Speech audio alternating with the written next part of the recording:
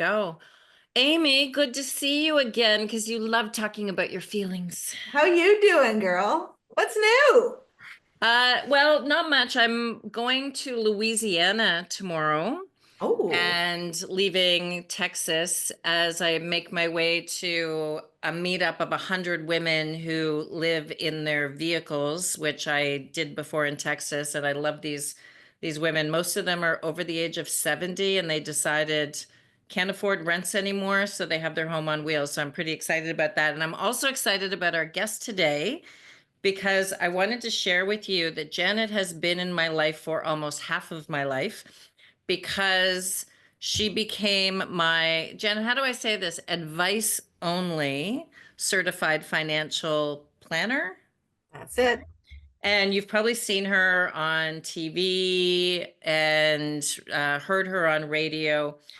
And what I call her now is my babysitter because when I had the brain injury, I didn't trust myself to make important decisions about my own future. And so I asked Janet if every decision I made about insurance, pulling out some investments because I'm still in this kerfuffle with the insurance company.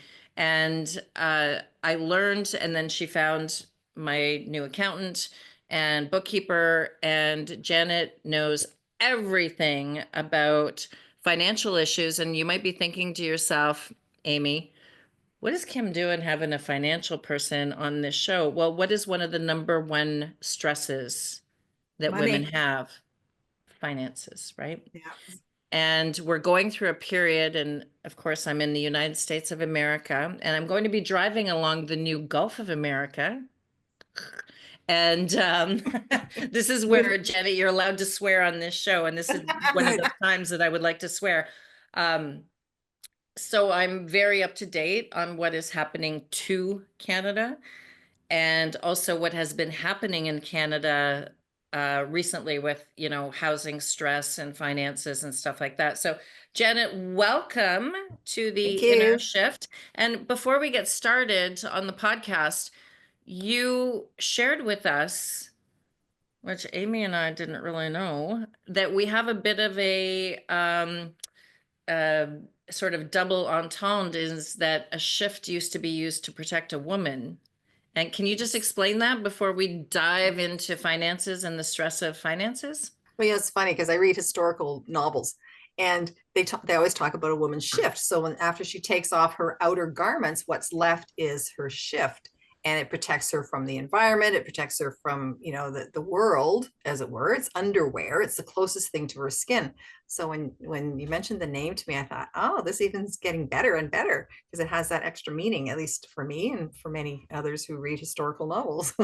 Yeah, well, and I I have to really ask like you, it. we got to ask him, Janet, are the novels smutty? Tell us the dirty, dirty details. Absolutely. Some of them are. Oh my God.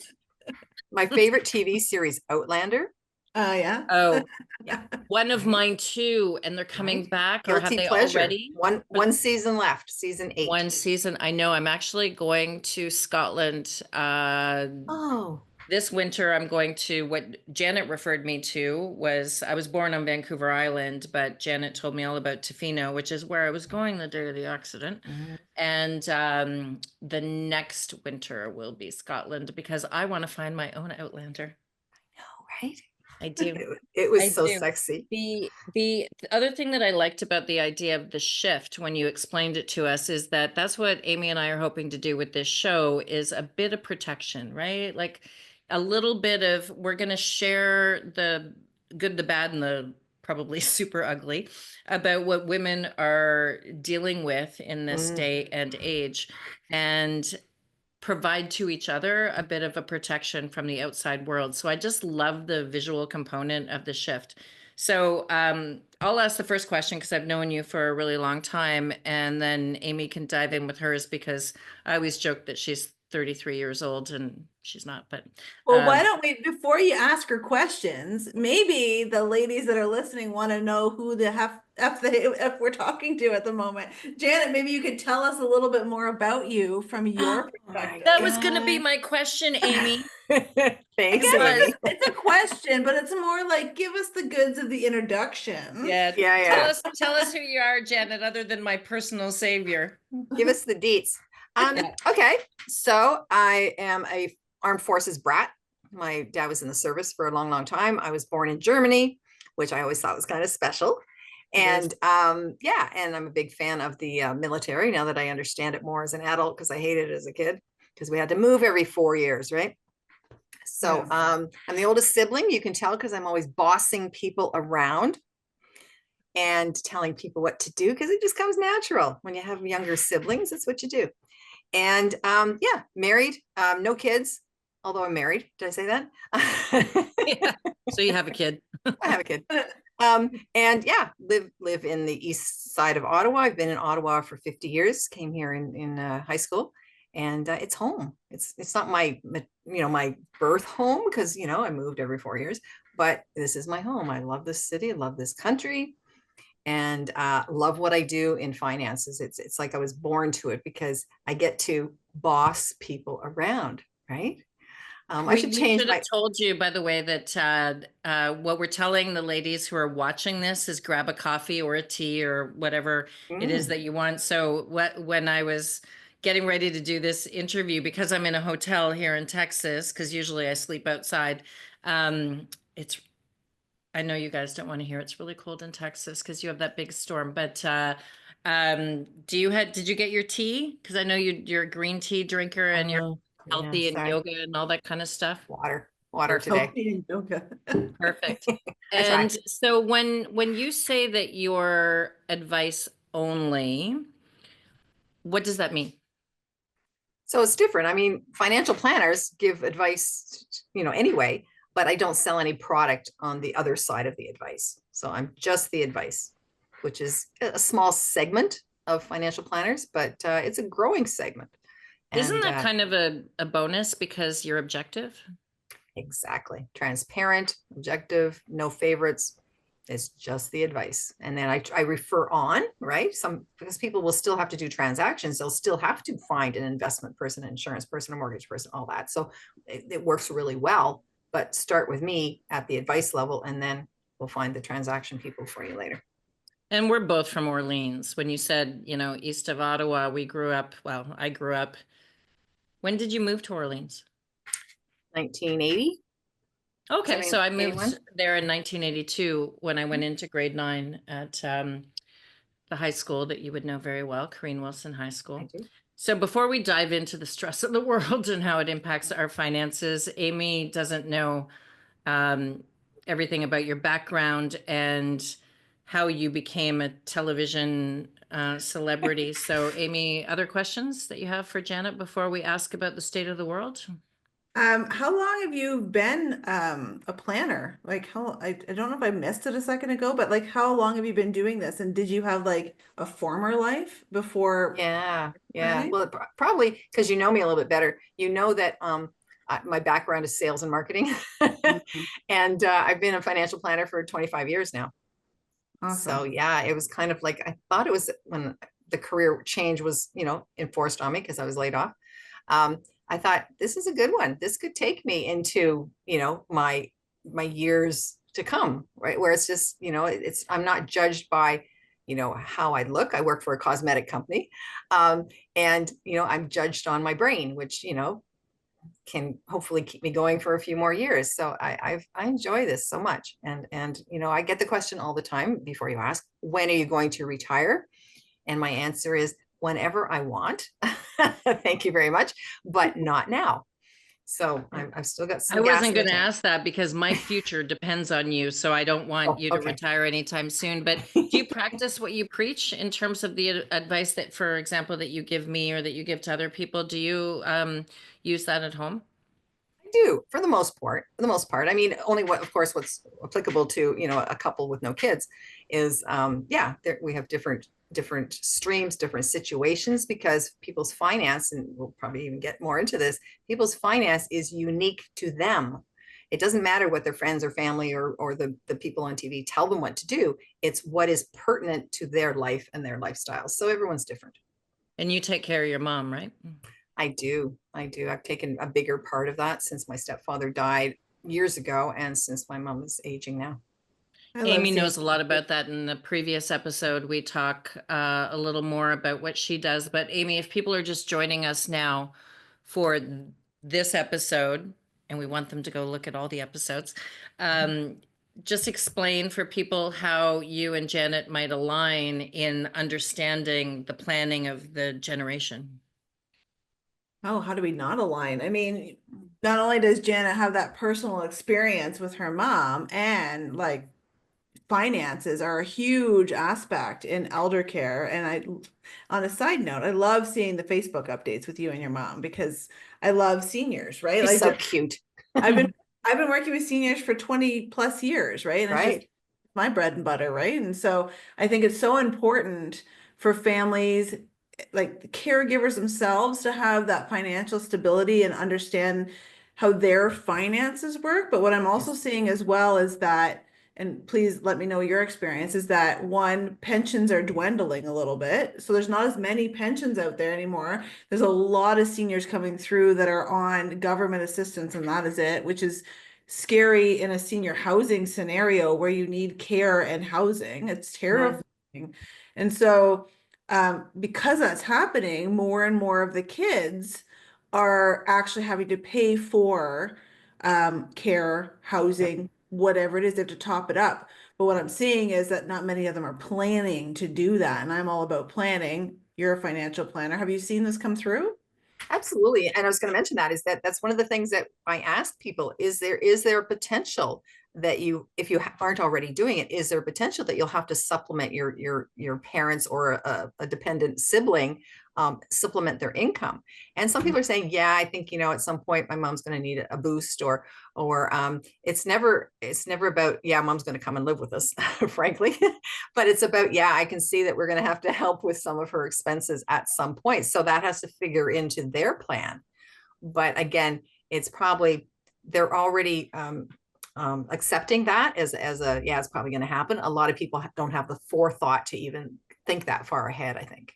Well, and So, we get to drop bombs. Sorry, Kim, but we get to drop bombs on our clients all the time, and I hate it because they call us and they say, "This is the laundry list of care that my loved one needs, and I want them in a nice retirement home, and I Sure. want them here, and these are all the things."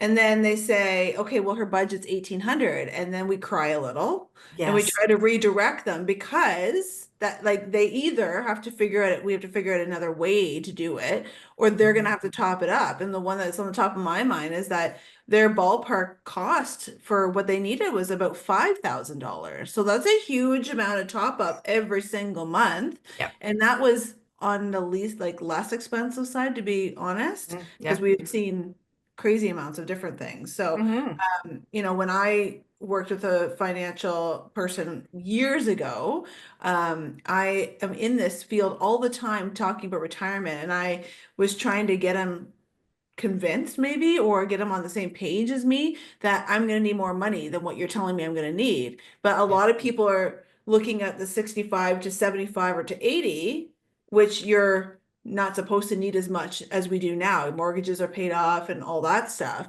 But then sometimes, right, I see the face, but then sometimes, then when you need care, all of that stuff, it goes right back up and like way further than other people are thinking. And so we had to really convince them that it's like, no, I somewhat know what I'm talking about. I'm not a finance professional, but when you deal with Well, it all, yeah, the cost. And I think a lot of people, by the time they get to the cost, oh, I have to give mom potentially $3,000-4,000 a month. But I've been traveling since I retired 10 years ago and I used up all my savings. Right. Mhm. So they're kind of caught between, between I want to realize my goals now that I've reached retirement. And now I'm being asked to be financially responsible for my parent. which, is kind of like, but where's my retirement happening? So there's that crunch, right? That I'm not having the retirement that they promised me on TV or whatever, with the sailboat and the beach and the white sand. Where's that happening when I have to spend my money to keep my mom safe and secure in a housing place? Yeah. I wanted to ask both of you, because I mean, this is a show about mental health, and I want to talk about the intersection of what Amy was talking about in terms of having to tell families this, not only for her own mental health, but for the mental health of the family. And then Janet, you can tell us how to deal with that. So Amy, first of all, when you see people dealing with that, oh, oh, because we do think that if we're Canadians, we have a certain amount of comfort. Well, that's true, but it might not be the nicer comfort that we want for somebody that we love. So why don't I ask Amy first? What are you seeing on the front line? And then Janet, you can talk about, how you prepare people to deal with that mental health issue of financial stress. It's challenging. I hate to be the bad news bearer, but there's not a lot of options. A lot of people, just like you said, feel like when they get to that point in their life, because we're Canadian, it's going to be covered. I've had people say, "Oh, when I get there, the government will just pay for it." And it's like I'm not even sure there'll be money when I get there, right? So it's like even personally, I've put money different places because who knows what's going to happen with our social system for money. But our long-term care system is overrun. There's in Ottawa, there's like a waiting list from, I would say, 3 to 8 years. And so what do people do? A lot of people are scrambling to put family caregiving together. A lot of people are actually moving in with their adult children into, we talked about accessibility a little bit last episode as well. It's like into sort of unsafe situations because the adult child has stairs and all this stuff, and it's just not the best fit. But there's less and less of the best fit at this moment, unless you can kind of hit that target amount, which is why planning is so important. Janet, what do you think? No, I agree. I agree. It's an eye opener. I mean, first of all, I have to spend time discussing, and this goes back even to when I first met you, Amy, through CARP, is going back and saying, here's the difference between a retirement residence and long-term care. So yes, long-term care is provincially based and subsidized and that, but the precursor to probably long-term care is a retirement residence where there are additional services and stuff, and that can go anywhere from, you're saying 5,000 is kind of average. It can go up to, we know there's places in Ottawa that are probably 10, 12,000 a month. A month. A month, yeah. It's whatever the market can bear. So when you drop the bomb on that, then it's kind of like, okay, mom can't do this. Mom can sell her house. Mom and dad can sell their house and free up some equity, but maybe they've, have an adult child living with them, so they can't get rid of the house. Or maybe they have debts, other debts. Maybe they're still carrying a mortgage. So yeah, there are tons of challenges and lots of discussion to be had. But first of all, you have to speak to a receptive audience. A lot of them are just like, la, la, la, la, I don't want to hear. That's going to disrupt my vision of my retirement. So I don't want to know about the things that I have to deal with in 10 years, because I'm still pretty happy to be sitting on that beach. So it can be challenging, as you say. It's just to have those conversations. But, I think our jobs, our careers, our passions are to ignite those conversations and bring that information forward, because if it's the uninformed that have the biggest disappointment and challenge.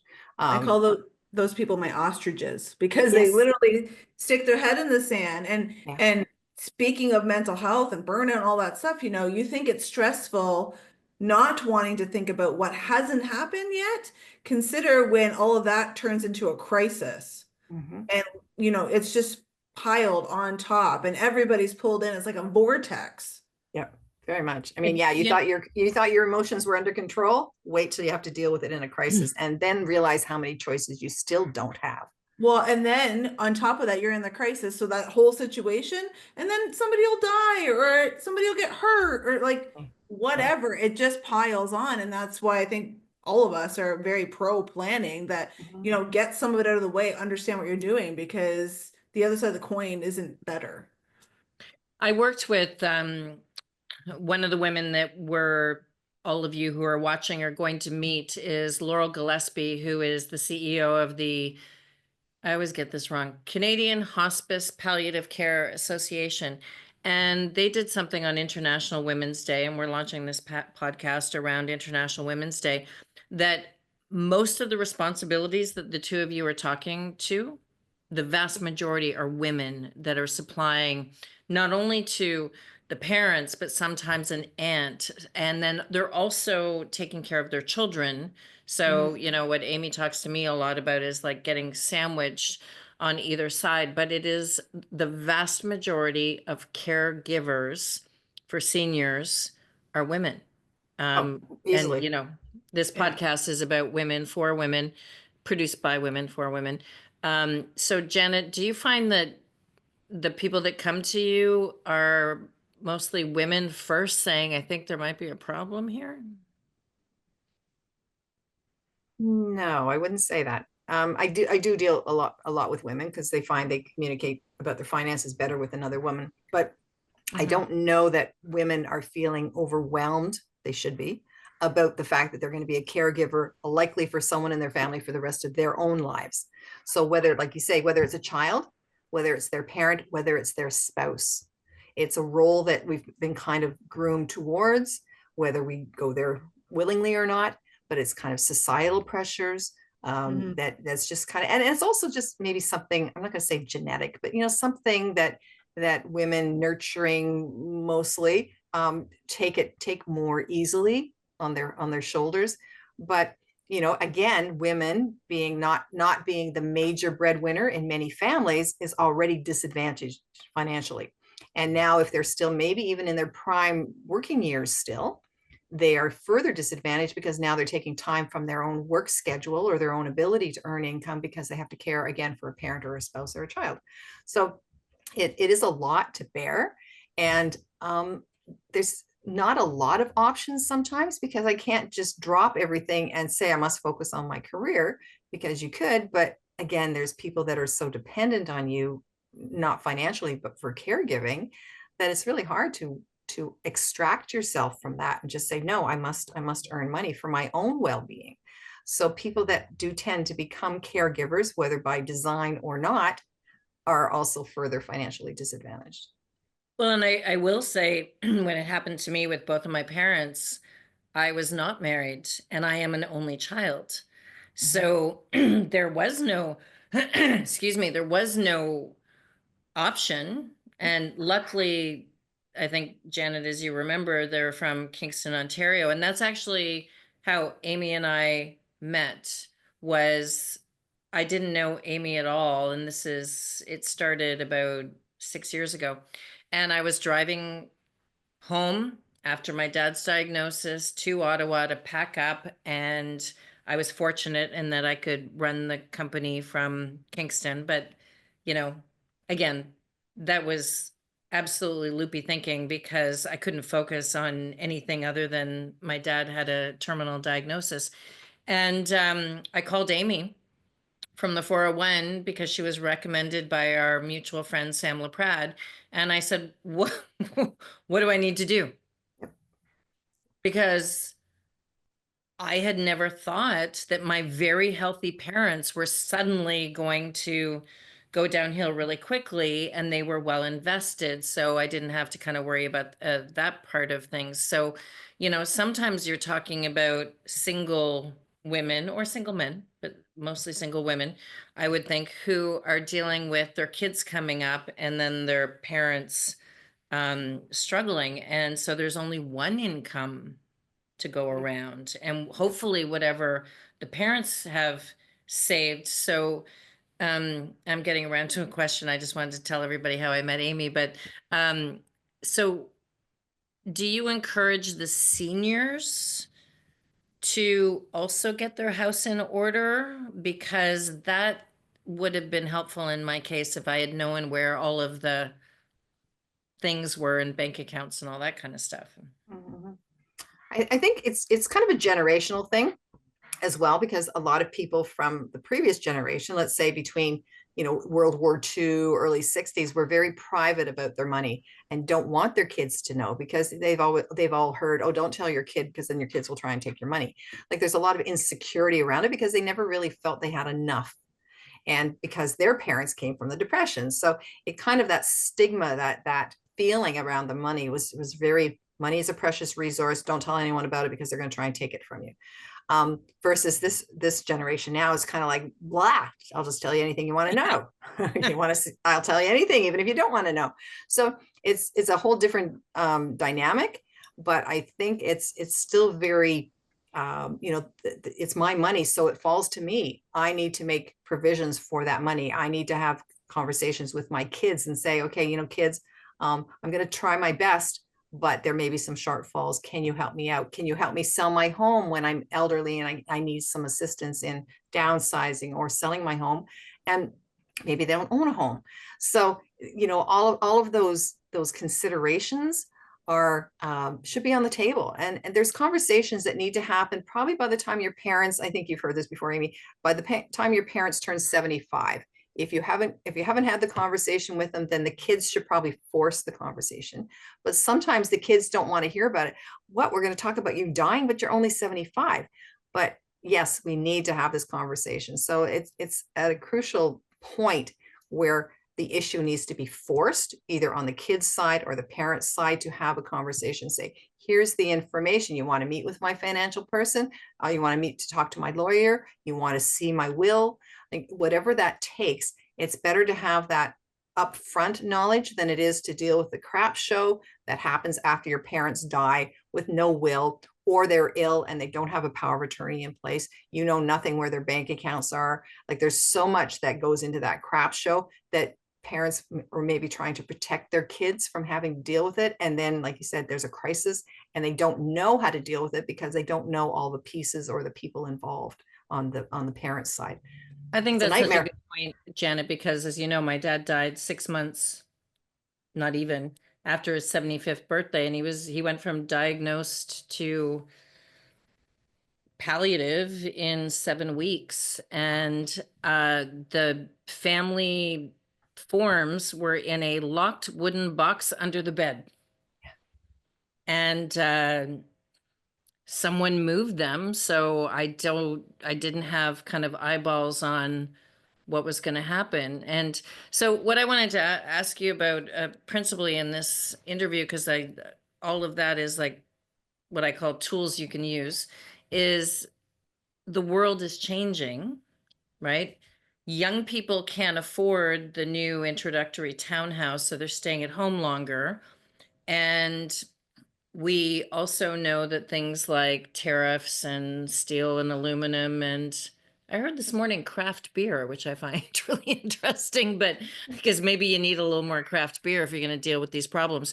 Are you finding that people are more stressed than I guess they normally would because the world is changing and the economy is the big question mark?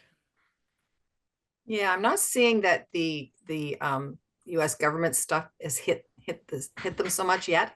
I mean, they're still fingers crossed, hoping hard, that it's going to resolve or it's going to be a short-term issue. So I'm not seeing a lot of people having that discussion with me because there always will be stressors is also the other part. There's always going to be inflation. There's always going to be job loss.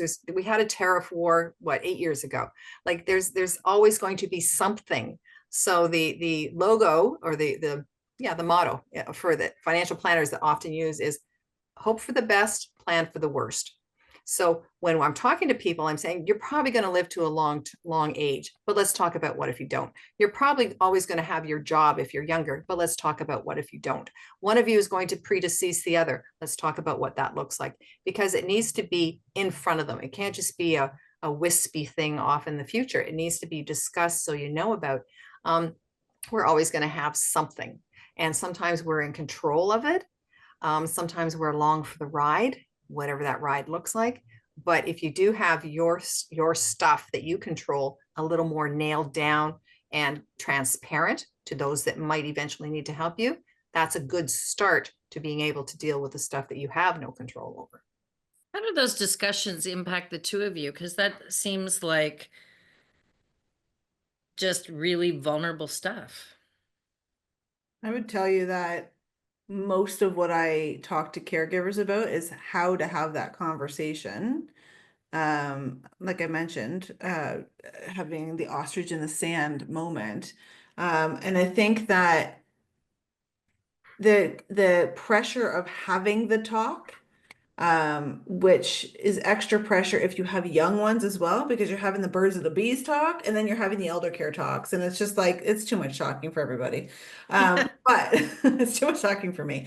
But I think the stressor is starting it and the awkwardness of getting in there. But the other part that not people talk about, but it's not very prevalent, is the fact that comprehension is important, right? Like you can talk at someone all you want, but if they have cognitive issues, if they're unwilling to have a conversation with you, if you're estranged and you don't have contact, but you're trying to like be a POA or whatever, sometimes it's not available to you. And then what do, right? What happens when there's this emergency and you're the one that's got to sift through it? And I have had to tell caregivers because their mom and dad won't move or they're having problem getting that, taken care of or care in the house. And it's like sometimes, unfortunately, you just have to let it happen. And then you have to clean up the mess, which is awful advice, but it legitly is what people have to do. And do It's you take somewhat- that home with you when you have a day like that? Oh, like compassion fatigue nonstop, right? Like that's in professions where you help people and you're close to them. We're in the care field, Janet's in the finance field. Like we're in professions where we're actually helping people direct their lives. And then they get into these sticky situations and you take that on as caregiver or sorry, compassion fatigue.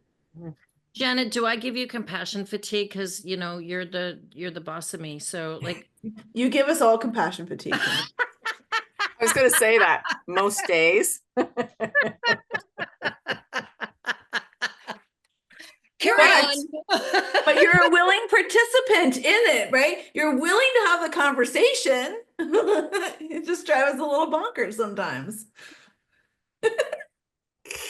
You're the only person in my life that tells me the truth. Janet would say something like, well, that's interesting. It's like, hi, I'm going to go live in my car.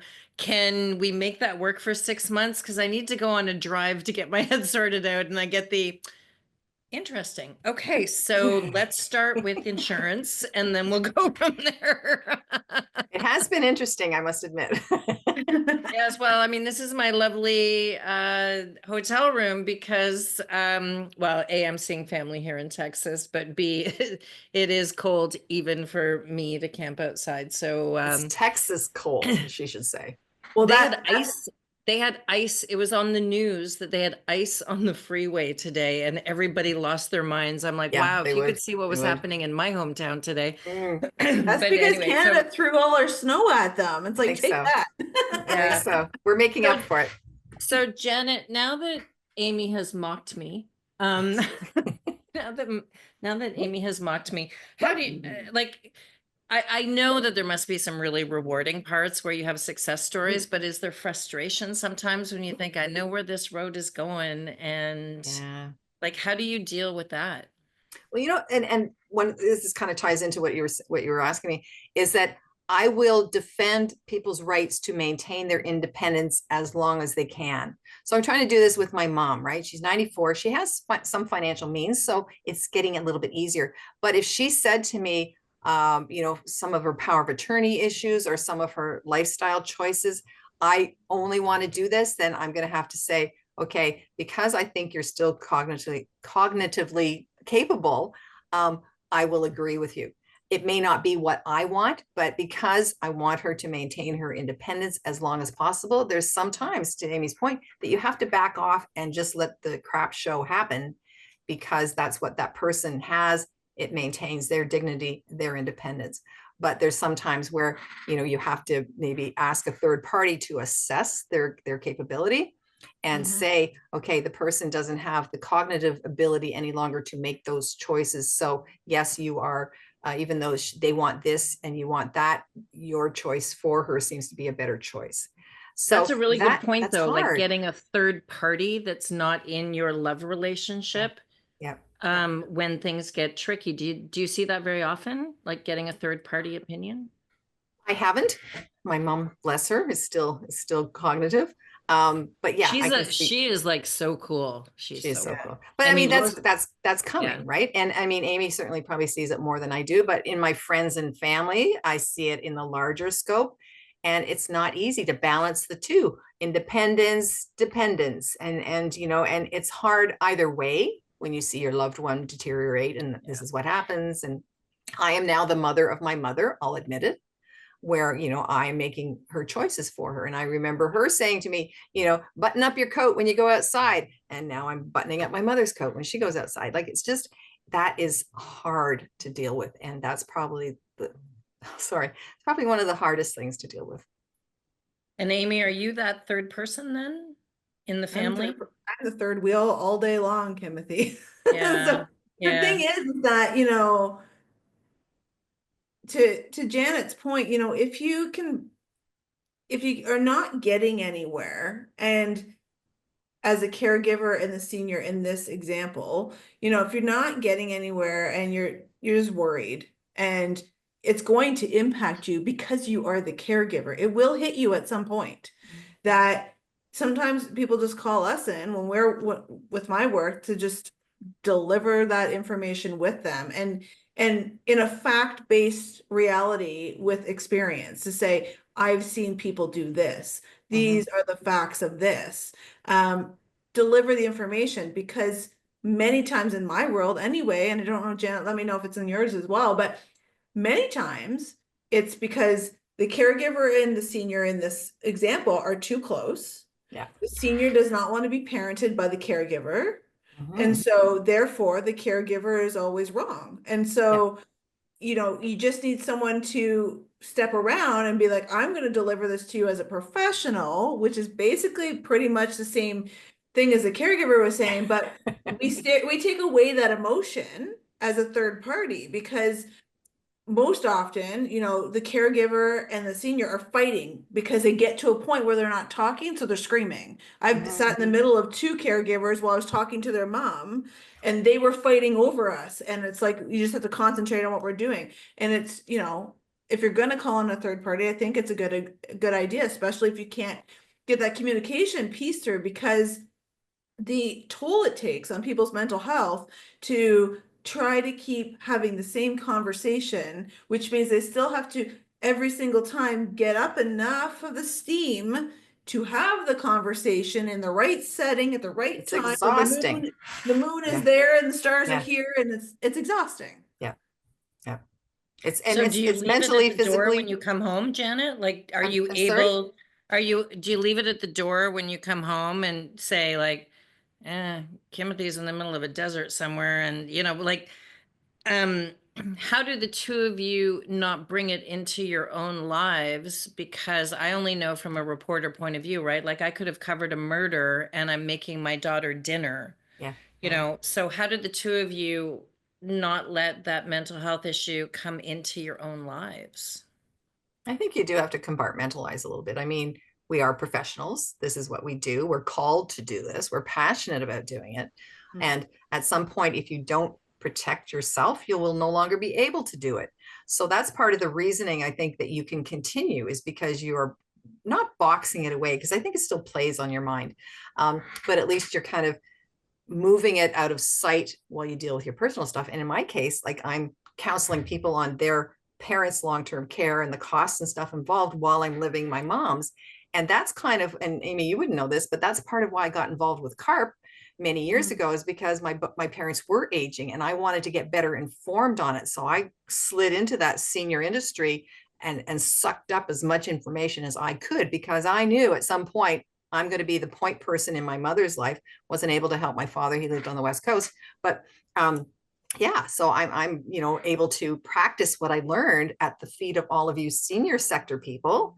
And that's how I got involved with CARP, because I knew there was a big information gap. and I wanted to participate in that. So it was kind of a bit of a selfish reason that turned into a great learning experience and a great personal experience to help me with, my current situation with my mom. I'd say that you would be in the minority from what I hear from caregivers, because Sure. and like kudos also, because the thing is that be proactive, right? You Mhm. need to figure it out so that you don't end up in the crisis, right? Yeah. Because when one goes, everybody goes, everybody's in the crisis pot. So Mhm. as much as we can plan ahead of time for finances, for care, for all of the stuff, will make it easier, even though it might not be easy when you get there. Trust us when you say, if you plan it, it will be easier regardless. Easier. Yes. You don't want to see it if you don't plan. Like Mhm.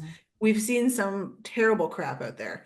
Yeah. And so for what your question, Kimothy, I mean, Janet's on it, right? We compartmentalize it. I will tell you though, I don't know if you felt this way, Janet, in your life, but like when we were newer to this information, like 20 years ago, it was harder. Yeah. But you get a bit of a callus as a professional, because I think so. unfortunately, Yeah. like unfortunately we deal with lots of happy stuff too. Like, don't get me wrong, it's not all doom and gloom in my life, and I'm sure Janet has some, but you get a callus because that's what we do, right? Like, we are called to do it. We want to help others. We gain knowledge and steam as we go, and we learn from everybody's situation, and then we can help people even better, right? Yeah, I This think is something that experience. I don't know about you, Amy, is that because I just learned recently that you had feelings. So how did you have this calling? Because I don't know that part of your story. Like, how were you called to this profession? Um, I went through, my background is in marketing, and then I finished with that at Algonquin, and I had lost my nan at like 15. And so I was like, I Wow. don't want to do anything in this field. So then I went into psychology at University of Ottawa, and there was Hmm. an a psychology of aging class. And I was like, that seems the right fit. So I entered through there into long-term care and retirement. And then I just kind of found the marketing aspect of this industry, um, and carried on from there. And then opened Tea and Mm. Toast almost 11 years ago now, because I was laid off because the staffing wasn't right at the home I was at, and they ended up having too many of us. And I was laid off, and I cried for about 5 minutes, and then I was like, okay, well, let's start a business. So Well, and write a couple books too. And it's funny because I write down questions, as you both know, because I think I sent them to you, and it's gone in a completely different direction. But the um mental health component around entrepreneurship, because you're both entrepreneurs, right? And I am, I'm not sure what the tense is. Um, what was that like to go out on your own as an entrepreneur and the mental health piece of that? Janet, do you want to go? What do you think? Scary. I was used to having a paycheck. Paychecks are nice. They're really Paychecks are nice. nice. I have to say, it did help having a spouse who had a paycheck, so it made it a little bit easier I should get for one of me to, those. I should get right? No more, no Kimothy. more, no Keep it more. in your pants. I don't think Janet would let me What get she married said, what she again. I don't said. think she really would let Yeah. me get married again, but yes, I mean it does help, but it doesn't mean that they don't feel your entrepreneurship anxiety. Oh no, there is anxiety. Absolutely. There's Yeah. times when you're first getting started that, I had to use some of my retirement savings early on. I had to rely on my spouse's income. And even still, there's months where I'm kind of like, okay, because as you build, you have more expenses too, and more people are relying on you potentially for you to pay them. And yeah, there's still months where it's kind of like, oh, I'm starting to get that little rumble in my stomach about, is this going to be a good month or not? But it gets less and less because of the time in. But not a lot of people as entrepreneurs keep in, because they get beat down, their finances tumble, their relationships tumble. Like, not everybody who's an entrepreneur can do the long game. So it's kind of stacked against you. But once you're there, it's very rewarding. I can't see myself having done it any other way. Yeah. And I Amy, you're agree with- also trying to parent a 7-year-old. yeah, that's good times. Yeah. I don't know We what should I'm we should start branding this as a comedy show. We're just gonna like put a banner across the right. bottom going, if you think that being a woman in these times is easy, come to our comedy show. Yes. Oh my goodness. Well, what I was gonna say, and I mean, it actually blends quite nicely, is like all of that, Janet, and then on top of which you have to just live with imposter syndrome in your head nonstop. Am I supposed to be doing this? Why am I doing this? Can I do this? What's going on? Same Yeah. thing with my kid, right? It's like, I don't know how to mother. Like, what is happening? What do I do here? Am I a good mom? Am I doing it properly? Did I feed her enough vegetables? Like, it's constant. Like, it's just a reel in your head. And I would say that, like, to me, like my business was like my baby for a while, right? Like that's kind of in the same world for me. And so it's all kind of there. It's just stuck in your head on reels, and some days are better than others, and you just kind of get used to the chatting in your brain, I guess. But as you grow, I mean, Amy, you have employees. So I as you do. grow, you're now also responsible for other human beings and their households. And All right. I don't want to think about that because it makes me want to throw up.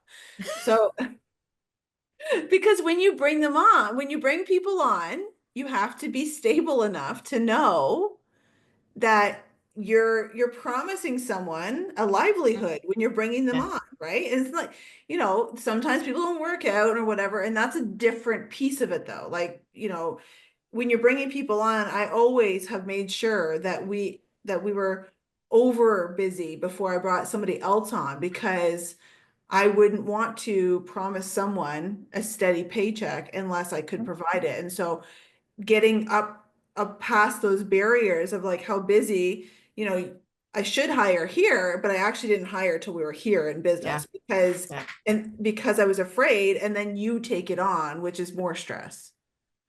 so do you mean that you take on that gap because you don't want to stress out the person that is kind of going over capacity? So does that become the owner's responsibility? Usually.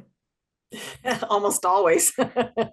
Yeah, well, and so two things, right? Like overcapacity, as in I won't hire someone else until we're all past capacity and I know we're at a pinch point, which is when I'll jump in, but then I can feel how much we need, right? So it's not like we're just coasting along. It's like maybe we can hire someone or whatnot. That doesn't exist for me. It's maybe we can hire someone. Oh crap, we need someone. Oh shit, we need somebody else. Oh crap, I'm in the hole. So then you hire someone, right? Because you don't want to make those promises.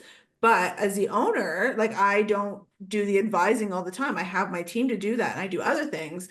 And so as the owner, as things get past that point, I have to either work more or put things that I'm doing on the side so that I can jump in and help families while we're in those really busy times, if we get to that point, if we were shorthanded or whatnot. I think that's Jenna, something what that about relationships? Because as women, we like to pride ourselves. I have like shit the bed on a few relationships. And Amy and I were talking yesterday about how a few clients just did not work out for me and my value system. Now pretend that I'm not your client when you answer this, because then Amy's going to have something chirpy to say. I know she is. But how do you manage the difficult people? I'm all right. Like, let's just say, for example, the people that want to live in their car for 6 months. for example. How do you deal with that? Just for example, just throwing that out there as an idea. But what you're saying to them can be difficult. I have not had that experience with you, just so people know. Everything that you say to me, I'm like, didn't think about that. Thank you very much. And since I was trying to save money for my daughter to go to university, so that's how long it has been. Is there kind of mental health component for you of not taking personally the fact that people can be difficult? No, I think it's an expectation. People will be difficult because you're probably Oh, dealing with them good. Oh, good. I'm glad to no, hear but you're that. dealing with them when they are often in difficult situations. Yeah. Um, Yeah. Now, to be honest, I have a pretty robust screening. Like I really, because it is such a personal relationship, I give so much, I feel, and they're giving so much of their inner thoughts around their money and their finances that it needs to be a good fit. So I really strive hard to make sure there is a fit before we proceed. So I'm not necessarily dealing with them during a crisis, but I am talking to them about possible crises or something that could come up within their family that would throw them into crisis. So it's more a choose your relationships well, if you can, with clients, so that they don't have that impact on them. And I work with fabulous people, and I've in my time in the last 11 years, I've fired 2 clients where I got partway down the road and I was just, this isn't working. I can't meet your Amy, that wasn't demands of me. me. Amy, it wasn't me, just so you know. It was not that time. Um,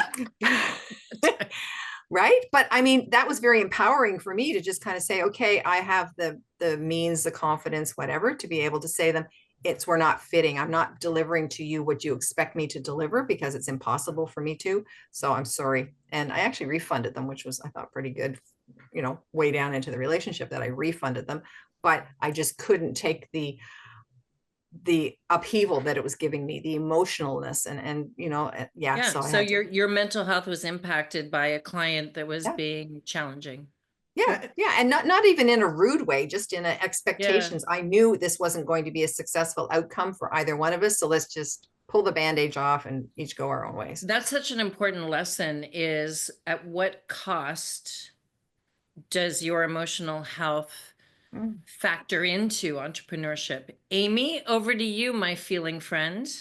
I've had to tell my team multiple times because when people come to us, it was beautiful how one of my colleagues compared it. It's like when people come to us, they're usually in caregiver burnout, overwhelmed, stressed out, Sure. right? So that's a layer. But then there's also the layer of people being jerks.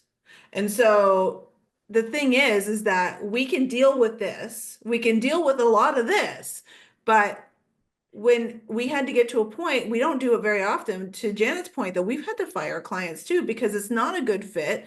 They're affecting the mental health of my team members, and I've empowered my team members to do that too, because when you work for someone, I think that they are, people, employees generally are of the mind of like, we have to like deal with this client because it's a client of the business and we have to get it through. And my response to that is, yeah, we're going to do the best we can do. And we will go over and beyond for pretty much anyone. But if that client or that person is mentally abusive, if that person is not responding, if that person fill in the blank is just like wrecking your life, then it's just not a good fit. And Yep. you don't get there as an early entrepreneur. Everybody is your client as an early entrepreneur. And Well, it's sure. something you learn with experience, I think, that, Yeah. unfortunately, every once in a while, there's a client like that. And we try to, we suss people out just as much to make sure we're a good fit because also, right, like Janet, we're in service businesses and people don't understand the cost of service businesses, right? They don't understand because you're not giving them something like a physical product. Yep. They don't understand that a service business is all about knowledge and connection and accuracy and all of that stuff, right? And so we have to protect ourselves more because we don't have that product. We have a book, but we don't have the product that people are coming to because it's a service. And so people don't equate time with money, right? Yep. It's interesting because listening to the two of you, the 2 clients that I fired from the marketing company, the way we parted company was because the people I cared about in the company were being hurt. Mhm. So I learned from that experience that I can take a lot, and you know, the finances of the company support the people that I paid, and they weren't employees, they were consultants. But I learned a lot about how I would mama bear the shit out of it because you're hurting my people, but yet I had to learn that I needed to stand up for my own Mhm. taking of abuse of a difficult client. What I wanted to ask you, because we're almost out of time, because we're trying to stick to, oh, hi. There he It's is. so funny because I truly think, and you both know him, I truly think that he's like an emotional support animal. He's like, oh my God, you seem upset. Is if you could give advice to entrepreneurs who work in difficult subject matter, what would that advice be? I sound very Oprah-like at this moment, but I do think that you can help people who are entering your industries. Amy, you go first. Oh, I was gonna say the same. Good, Okay. good call, Janet. Good call. Uh, I have my own personal motto, which is do it screaming.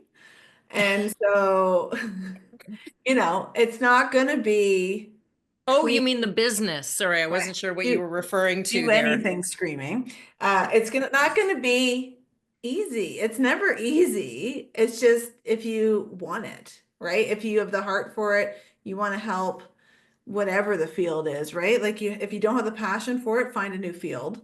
If you're not meant to be there, then don't do it. But entrepreneurship is very difficult, and it is for me like having another large angry child sometimes, right? It's just like you're just trying to like some days you're just trying to make it work, other days it's awesome, right? And there's a lot of reward that comes out of running your own business. But the information that I give people when they're just new is that you need to protect your mental health. You need to go in and understand what that might look like, or at least look into it at the first of your business, which I didn't because I didn't know, because I didn't really know very many entrepreneurs, right?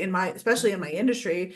we're one of the pioneering companies in what we do, right? It's like I'm building a whole industry on my team right now, and so I think that would be it. Like make sure that as a piece of your building framework as an entrepreneur to pay attention to, okay, like what am I going to do when there's hurdles? What am I going to do when my mind doesn't shut off? How am I going to keep the stress managed because it's going to be there, and just try to pre-plan for it, and it'll help that you don't get in too deep, hopefully is the plan anyway. And then you're And going I to have think a client who asks you, Janet, I'm going to try and sleep outside in like stealth camp for the very first time. Can I do it outside of your house? And, it's like, I want to fire this client. Like, she's just too much right never, now. ever. No, no. It's in my driveway. Oh no, I was on her street, which was I like even texted the neighbor. funnier. I was on her street and I'd never slept in my vehicle before. But yeah, it's like, yeah, guessing when you decided to take me on as a client, you didn't think this was going to happen in your Yeah. life. It was So, funny. Janet, I how do you texted just a minute protect? though. I texted the neighbors next door and said, "See that car at my curb? That's my friend's. So just to let you know, because of her dog, she's sleeping in the car." And then Amy, my car alarm went off. Like, swear to Oh, so God. you're And you're that guy. woke up. I'm that client. Yeah. So Janet, how do you kind of like put a silo between you and me? I think really with anything, almost anything, you get out what you put in, right? So if I'm putting a lot of planning into my business, then my business is going to respond hopefully favorably. But if I just kind of wing it, then the results are just going to be winged, right? It's Yeah. the more you can control, the more the results might be controlled too, and more meaningful to you. So I think my advice to, and coming from a long-term planner, remember Bossy Pants, is that plan, know what you're getting into. Don't just, because I've seen people that have actually, their businesses have, like as a self-employed person, their businesses have eroded the family finances because they used the family line of credit, and then they couldn't repay the money, and then they had to sell the house, and like it was a nightmare. But if they just had done hopefully some planning, or talked to a mentor or someone who's had experience, or just done some research, it could have been a much better possibly outcome. And the outcome sometimes is don't do it because the evidence points to you not doing it. So it's to have that mindset that do your research, do your find your mission, and make sure that it doesn't negatively impact anybody else, which could blow up your life rather than just your business. So hopes and dreams for the two of you? Like what you're both on this path. So I'm hoping Jen doesn't say retire, but you're both on this path. What, given what you've just shared that you've learned, what are the hopes and dreams for building further? Because entrepreneurs never stop trying to build, right? So what do you see as the healthy way to move forward that protects your own mental health, but also probably inspires others? Janet? Way to Well, deflect, Amy. Way to deflect. well, you know, when you love what you do, then why would you quit? I mean, I Yeah. get paid to do something, I get paid well to do something that I love well, and I do well. So I don't see myself cold stop. I mean, again, situations out of my control may take that away from me, but if in my planning, my hope, my dream is to do this as long as I can in some aspect, in some degree, because I think there's a lot of knowledge that needs to be shared, because as we said, finances are not everybody's cup of tea, and you know, they need to have some guidance, and sometimes we're jamming it down their throats, and other times we're just saying, hey, I know you know this, but did you know that? And so it's more like supplementary, but for some people this is a primary education. And yeah, so my hope is that more people will become financially literate, and maybe, you know, maybe I won't have to work so hard in trying to push the message, but I'm passionate about it, and I think Canadians deserve that. Yes, including Kimothy. And yeah, I'm going to be around for, I hope, a long time doing this. Good. Amy? I'm hoping, I think I'm on the same path, Janet, in the fact that like the knowledge base for both of us for what we do is just uphill, right? Like it, you know, I've tried to digest financial information before, and it's like foreign to me, right? It's just and people tell me all the time, like I speak all the time, and I tried and I educate, and people are blown away that they're getting so much information. And I think it's important that we remember that as specialists we do know a lot about this, and not to devalue it, because for us it's like second nature. And it has made me question a couple times. It's like, is the information I'm delivering useful? Like, because it seems so natural to me. And then I get out and speak in front of a bunch of people, and they're like, oh my God.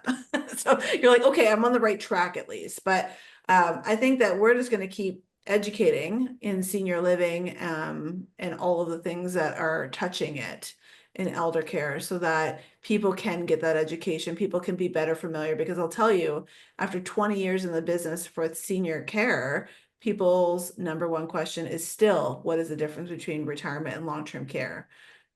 Meanwhile, we've been, you know, shouting it from the rooftops. So there's a long way to go, and I'm developing this industry, and so there's a long way to go there, I'm hoping. So yeah, And you're getting better at isolating yourself from the emotional impact of the stories for your mental health.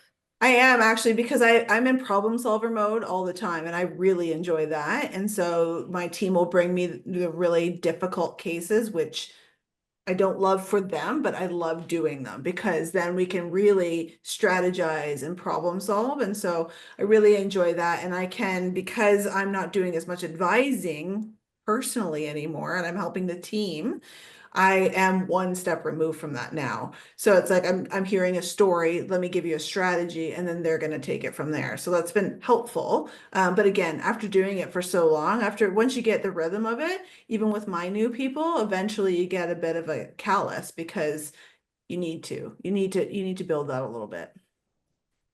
Well, Janet Gray, I'm going to text you in a few minutes a list of my needs. Okay, I look forward to that. And she'll say, interesting. Yes, I will Interesting. start with that. Interesting. I'm going to sleep on your street. Interesting. And I will put up at the bottom of this your contact information and Amy's contact information for people who want to do that. I want to thank you both. I do not have the heart and soul to do what you do. I think you both know that about me. I don't have the heart and soul. Get me to write a media release and talk about a topic, but the empathy that you both have for your clients is extraordinary. It's extraordinary. Well, when you love what you do. Yeah. Yep, the rest comes easy. Yeah. Yeah. and then you do it well. So thank you both. I think we've come to our end of our show this time. We've done, this is our first We did complete it. show Woo. and our transition to being on radio. So this is very exciting, and we'll share the feel- details. Amy's going to tell you right now. Amy, what do they need to do on YouTube? We need to subscribe. You need to hit the bell thingy. Because you obviously want to hear more from us, I'm hoping. And we want to be able to provide more and bring on more guests so that you can get the information you need. And we're really one bell away from you. Ting, ting. The other thing too is that is the way that when we get enough followers, we end up having a new entrepreneurial business that you don't have to pay for. YouTube pays for it. So it's completely free to subscribe. Janet's going to be here on a regular basis as news in the world unfolds and new stresses become apparent. And Amy and I are going to be here every single week because she's so excited to see me every Single week. Can't you tell? Like, can't you just tell? Thank you, ladies. All right. Have Thanks. a good week, and know that you're not the only one dealing with this really hard stuff. We're here. We see you. See you next time. And if you do join us, we do resonate with the idea, grab a coffee, spend an hour with us, and this is how you can invest in your own heart and soul and your own mental health. So Absolutely. We are one of you. oh, Janet, seriously, you nailed that. Look at that tagline. I know. And not that I want to build on that, but at some point in our life, we have had to recover from whatever it is that you're going through. So yeah. Thank you, Janet Gray. Thanks, I'm gonna Janet. email you about Thank sleeping you. outside of your house. Okay. Okay, bye everyone. See you next time. Bye.